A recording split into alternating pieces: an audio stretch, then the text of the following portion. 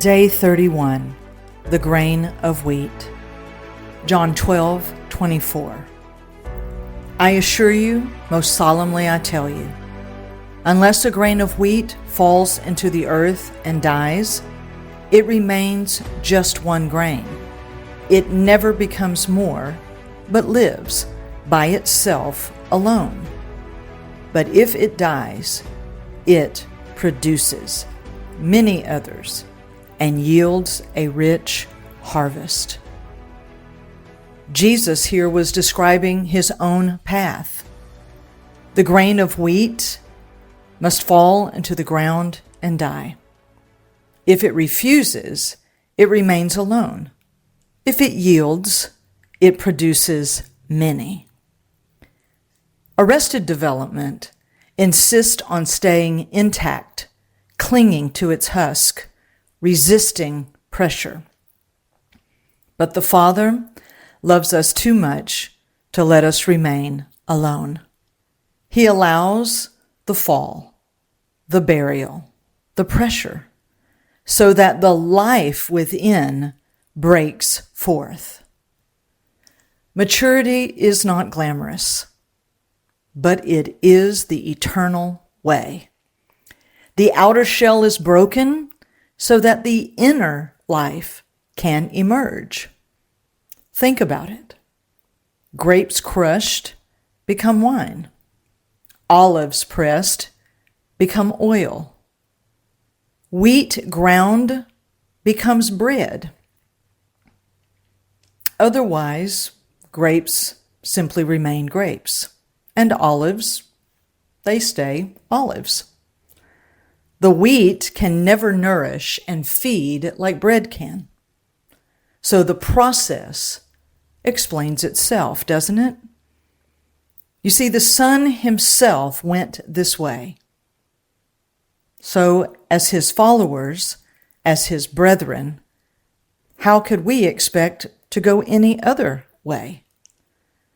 To be matured for him is to say, Father, put me in the ground, crack the husk, bring forth the life of your Son in me.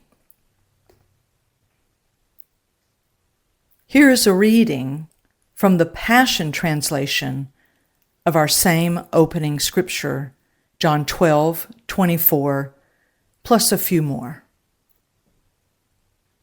He replied to them, Now is the time for the Son of Man to be glorified. Let me make this clear. A single grain of wheat will never be more than a single grain of wheat unless it drops into the ground and dies. Because then it sprouts and produces a great harvest of wheat, all because one grain died. The person who loves his life and pampers himself will miss true life. But the one who detaches his life from this world and abandons himself to me will find true life and enjoy it forever. If you want to be my disciple, follow me, and you will go where I am going. And if you truly follow me as my disciple, the Father will shower his favor upon your life.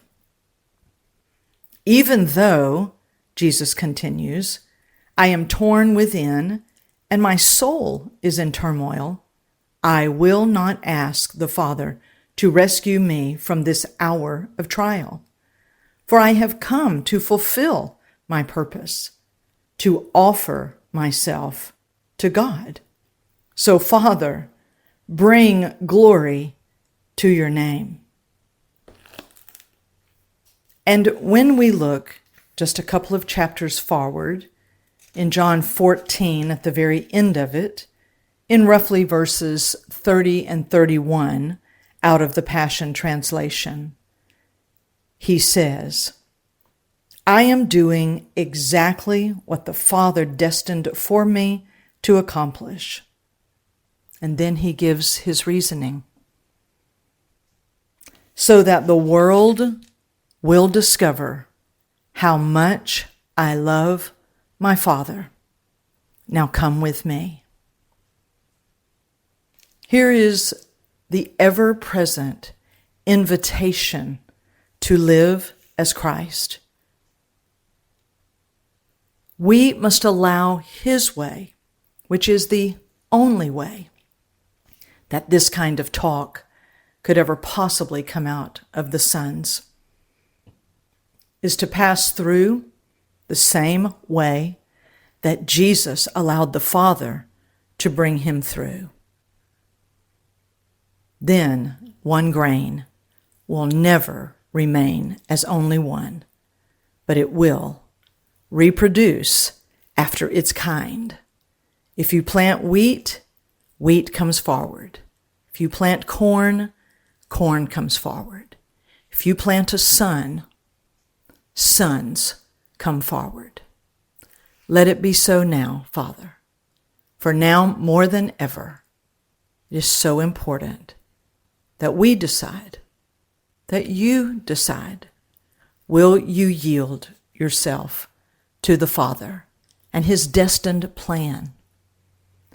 Will you, like Jesus, by His very life in you, will you say, Father, I no longer ask for a rescue. Bring me fully forward according to your plans. You can trust the Father